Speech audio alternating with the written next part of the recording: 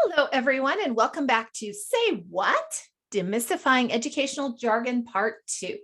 Today, we're going to look at multi-tiered systems of support and the vocabulary typically associated with multi-tiered systems of support. So what is a multi-tiered system of support? So here you have probably seen this pyramid many, many times. And really what it is telling you is that this is the coherent system within the school to support students. And so it kind of gives us an idea of where the students fall within each of those tiers. Now, generally, most kids will fall in the tier 1. They just get the regular curriculum. Then we might have some students who are struggling. They would fall in the tier 2. So you can see the percentages go down. And then in the tier 3, we would have a few very, very struggling students who would need extra support. So this system of support is the multi-tiered system. It is universal within the school. Now, what is an intervention? So unlike our pyramid, where we have a bigger base at the bottom and a smaller base at the top, an intervention is actually kind of the opposite. Interventions are all of those instructional strategies that are tried in order to help support the students. So as you see that we go up the pyramid, we increase the strategies and the intervention things that we use. For example, we might have to reteach. We would use direct skill instruction and possible alternative placement. Those are multiple things that we would try on that third tier.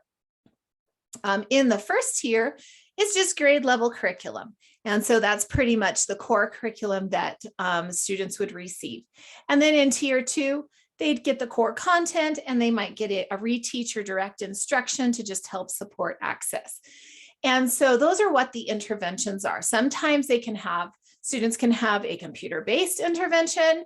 The best intervention is direct teaching from an actual teacher, but we do have some interventions that are computer-based as well. So how do these all fall into the multi-tiered systems of support? When we look at the pyramid and we turn it on its side and we really think about all the different types of students that we have, not only do we have students who are far below grade level, we will also have students who are above grade level, and they might have different struggles. They might have behavior struggles because they're bored. They might need an intervention in helping them accelerate their learning. So when we're thinking of an intervention, we need to think of the kids far below, and we need to think of the kids far above, as well as the ones on grade level. We want to make sure that all students are receiving the high quality core instruction that is differentiated for all of their needs. And that is really, really important to keep in mind when you're thinking of interventions. And also keep in mind that a student might need an intervention for behavior, where they might be doing great in math and language arts, for example, or they might need an intervention in math, but they're doing great in behavior and language arts. So there's lots of different components to different interventions and what each student needs.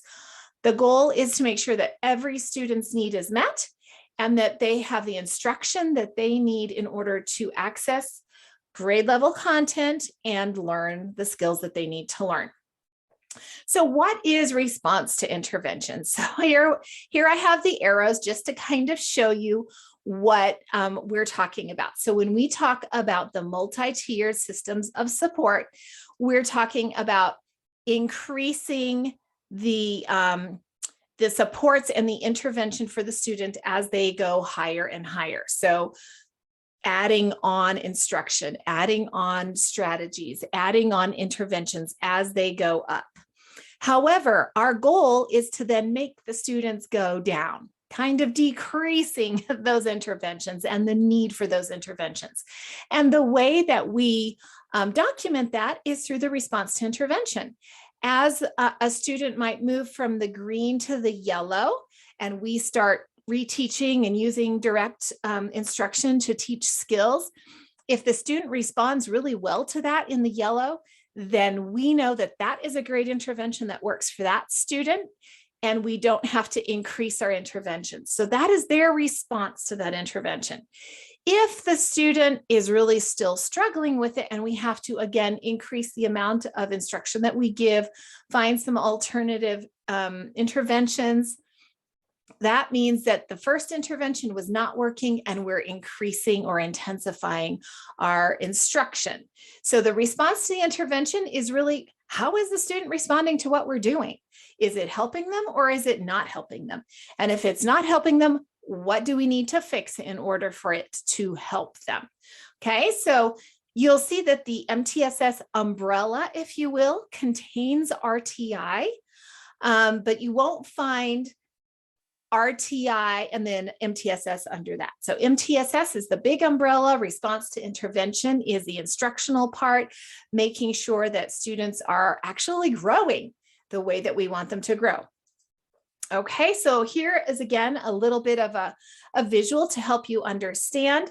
MTSS is deciding where on this tier, the multi-tiered systems of support, does that student fall. And if they fall below grade level, we're going to make sure that we put them in a place where they get course content, they get reteaches, they get direct skill instruction, and then we're going to progress monitor them and see, are they responding to the intervention or are they not? And that is RTI. Okay. Now, one of the things that does help with RTI and MTSS is co-teaching. What does it have to do with RTI and MTSS? Well, when we're co-teaching, generally, first of all, you have two teachers in the classroom, and quite often it can be a general educator and a special educator. This means that your classroom becomes inclusive, and it allows for better differentiation, whether you have students that need extensions or you have students who need scaffolding. Two teachers together can manage that way better, as well as support the students. So there's some inclusion teaching models that I highly recommend. Co-teaching is one of the best ways to include all students in the classroom. You can have a regular education teacher and a special education teacher where they parallel teach half of the class each. You can have annotated teaching where the regular education teacher teaches most of the class and the special education teacher supports. You can do assistant teaching where both the regular education and special education teacher are teaching simultaneously. And remember that the special education teacher is not an aide. They really, truly have knowledge and skills that can support all of the students in those classrooms. And then the utopia is really, truly when there's shared lesson teaching.